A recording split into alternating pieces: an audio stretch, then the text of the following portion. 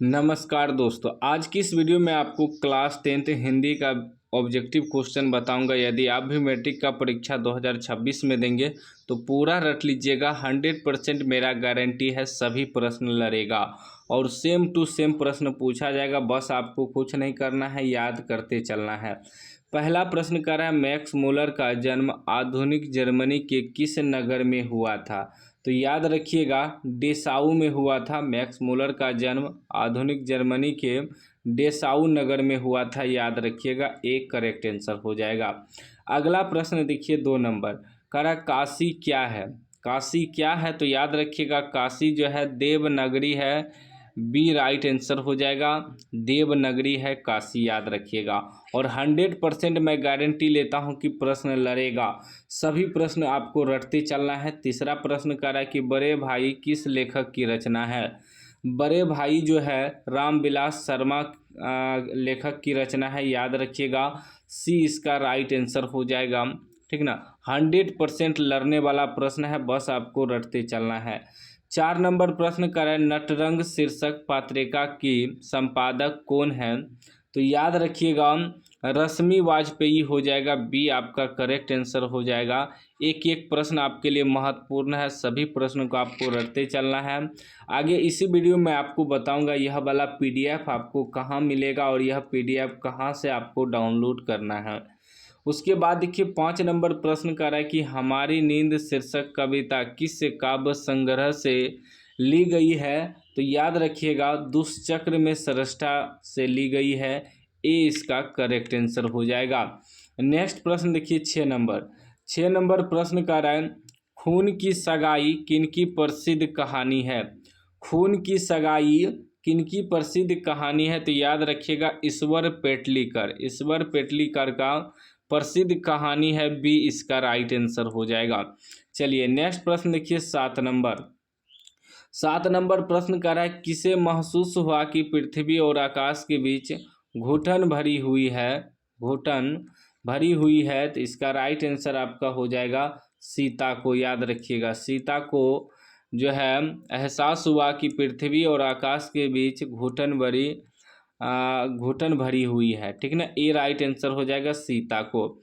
अगला प्रश्न देखिए 8 नंबर का है, निम्नलिखित में से नगर संवेदना के कवि कौन है? नगर संवेदना के कवि कौन है? तो याद रखिएगा कुंवर नारायण। क्या हो जाएगा? कुंवर नारायण। बी राइट आंसर हो जाएगा। अगला प्रश्न देखिए 9 नंबर का है कि बद्री नारायण चौधरी प्रेमघन किस प्रकार के गद्य लिखते थे? तो याद रखिएगा कलात्मक एवं अंकलित लिखते थे, अलंकृत।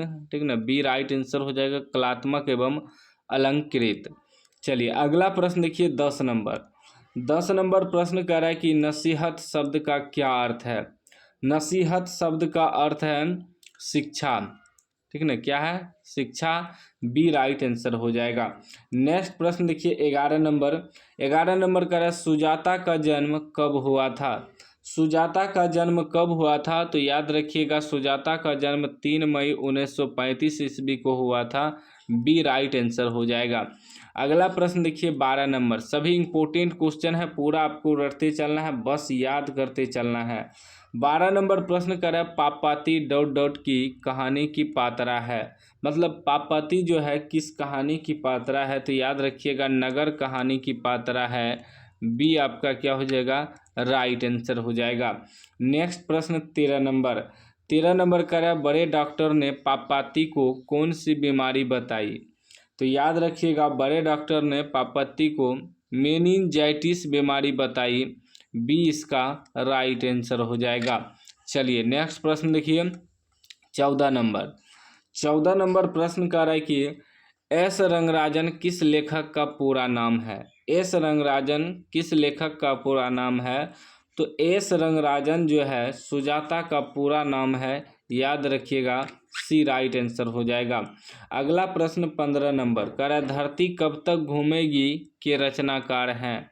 धरती कब तक घूमेगी के रचनाकार कौन है? तो याद रखिएगा सांवरदाइया हैं। सी इसका राइट आंसर हो जाएगा।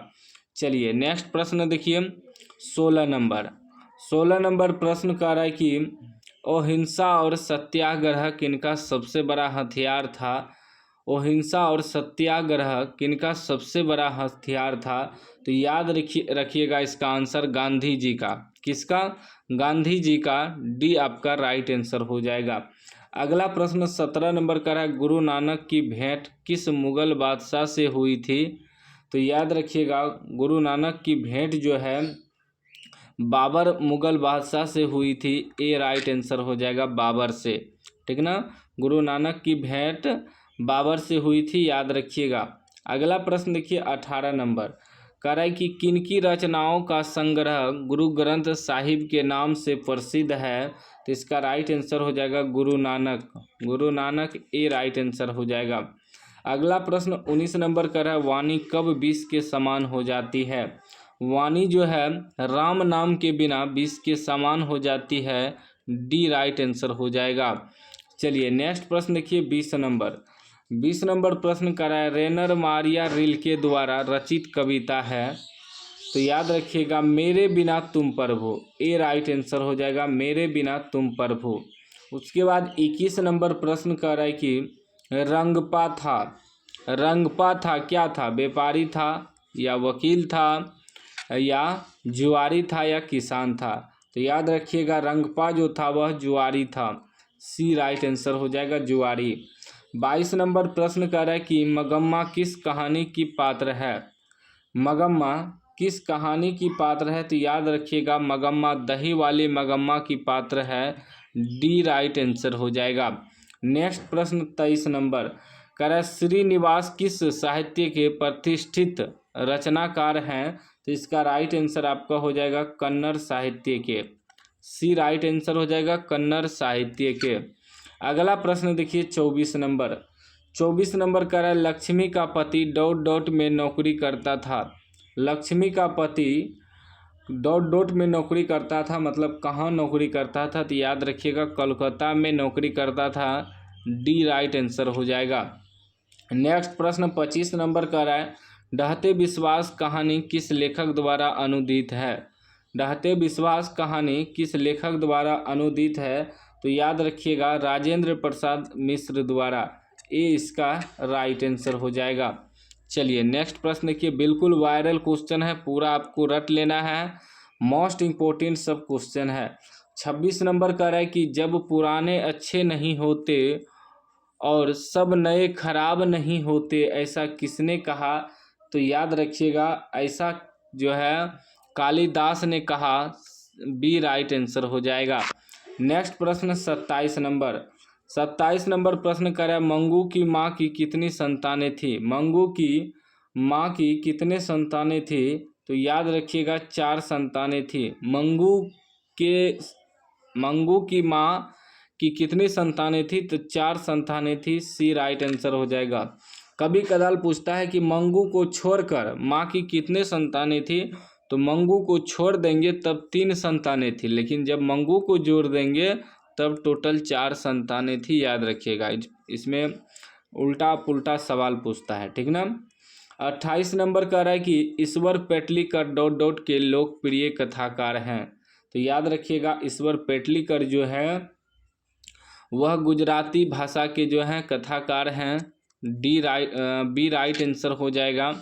चलिए नेक्स्ट प्रश्न देखिए 29 नंबर कह रहा है, राम नाम बिनु बिरथे जगी जन्मा के माध्यम से कवि किसका विरोध करते हैं? तो याद रखिएगा कवि जो है सभी का विरोध करते हैं। डी ऑप्शन सही हो जाएगा। पूजा पाठ का भी, कर्म कांड का भी और बेहंडबर का भी, ठीक ना, बाह्य डंबर का भी। तो डी हो जाएगा सभी का।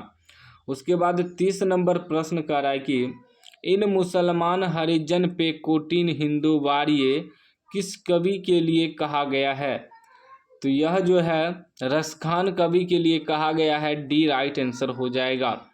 चलिए अगला प्रश्न देखिए 31 नंबर प्रश्न कर रहा है कि गोस्वामी विठलनाथ ने किस भक्त कवि की पुष्टि मार्ग की दीक्षा दी? तो इसका राइट आंसर आपका हो जाएगा रसखान। डी करेक्ट आंसर हो जाएगा। नेक्स्ट प्रश्न 32 नंबर का रहा है कि कवि रसखान ने चित्तचोर किसे कहा है? कवि रसखान ने कृष्ण को चित्र चोर कहा है, याद रखिएगा सी राइट आंसर हो जाएगा। अगला प्रश्न 33 नंबर। 33 नंबर प्रश्न कर रहा है कि कमरा नंबर 48 में वल्ली को कौन ले गया। कमरा नंबर 48 में वल्ली को अमलराज ले गया, याद रखिएगा ए राइट आंसर हो जाएगा। बस आपको याद करते चलना है, एक एक प्रश्न आपके लिए महत्वपूर्ण है। 34 नंबर का है घनानंद का जन्म हुआ था।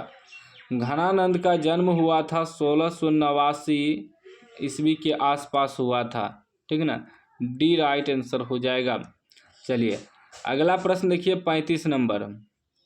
35 नंबर प्रश्न कह रहा है कि भारत माँ के श्रेष्ठ मुख की तुलना कवि ने किस की है, कवि ने किससे की है, किससे होगा, किससे की है।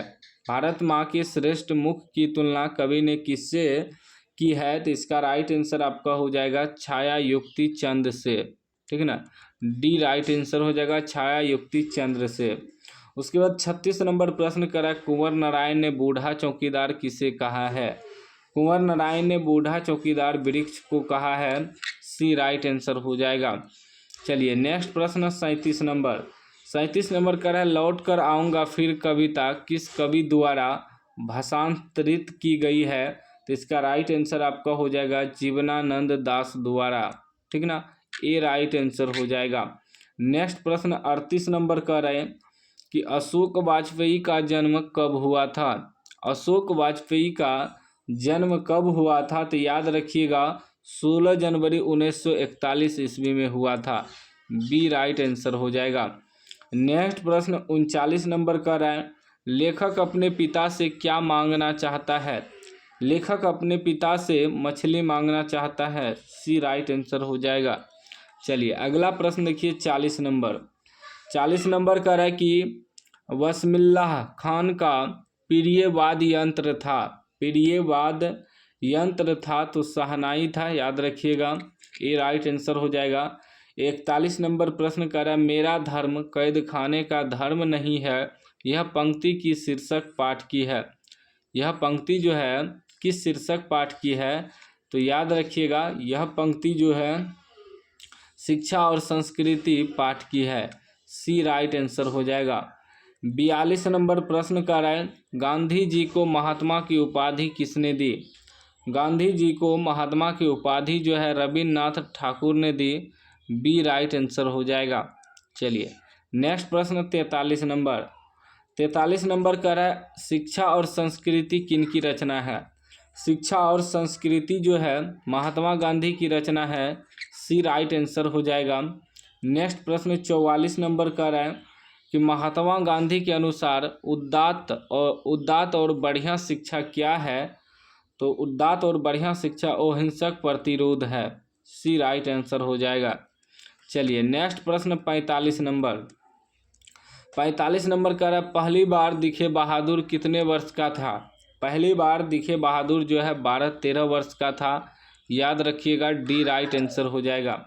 अगला प्रश्न 46 नंबर का है हिंदी आलोचना को वैज्ञानिक दृष्टि प्रदान करने का श्रेय किनको प्राप्त है, तो याद रखिएगा रामविलास शर्मा को प्राप्त है, ए राइट आंसर हो जाएगा। चलिए नेक्स्ट प्रश्न 47 नंबर।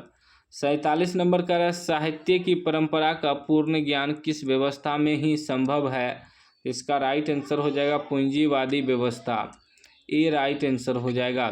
चलिए नेक्स्ट प्रश्न 48 नंबर। 48 नंबर का है पंडित बिरजू महाराज किस कला से संबंधित है, तो याद रखिएगा नृत्य कला से संबंधित है, बी राइट आंसर हो जाएगा। 49 नंबर का है कि आविन्यो है। आविन्यो है क्या है, ललित रचना है आविन्यो, ठीक ना, डी राइट आंसर हो जाएगा। नेक्स्ट प्रश्न 50 नंबर। 50 नंबर प्रश्न का है कि नाखून क्यों बढ़ते हैं कि रचनाकार है। नाखून क्यों बढ़ते हैं कि रचनाकार हैं हजारी प्रसाद द्विवेदी, ठीक ना, डी राइट आंसर हो जाएगा। देखिए आंसर के साथ इसका पीडीएफ लेना है तो हमारे चैनल को आप लोग सब्सक्राइब कर लीजिए और घंटी को दबा के ऑल कर लीजिए, ठीक ना। हम कम्युनिटी बॉक्स में पीडीएफ का लिंक लगा देंगे, चैनल पे ही कम्युनिटी बॉक्स जो होता है, ठीक ना, जहाँ से फ़ोटो वगैरह लगाया जाता है, लिंक लगा देंगे, आप लोग इस PDF को डाउनलोड कर लीजिएगा। तो चैनल को सब्सक्राइब कर लीजिए और घंटी को दबा के ऑल कर लीजिए। इसी तरह आपको सभी विषय का मोस्ट इम्पोर्टेंट सब क्वेश्चन मिलेगा, PDFs मिलेगा, नोट्स मिलेगा।